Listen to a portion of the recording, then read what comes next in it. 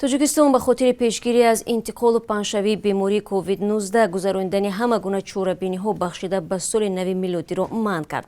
Ситоди ҷумҳуриявии мубориза бо ковид-19 рӯзи 18 ноябр эълон кард, ки ҳама гуна чорабиниҳо аз ҷумла ташкили арчаи соли навӣ, нишастҳои ҷашнӣ, чорабиниҳои фарҳангӣ, шабнишиниҳо ва дигар барномаҳои умумӣ ба ин муносибат дар қаламрави кишвар манъ аст.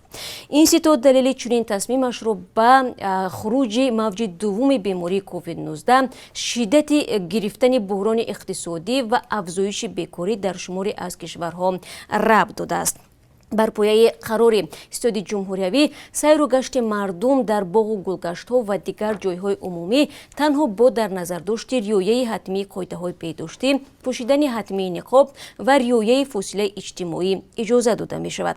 Ситод мақомотро муваззаф кардааст, ки зиддиуфунӣ кардани ҷойҳои ҷамъиятиро ба таври қатъӣ назорат намоянд. Солҳои қабл дар Тоҷикистон соли нав пуршукӯҳ таҷлил мешуд ва дар маркази Душанбе ва шаҳру нояҳо арчаи соли навӣ мегузоштанд.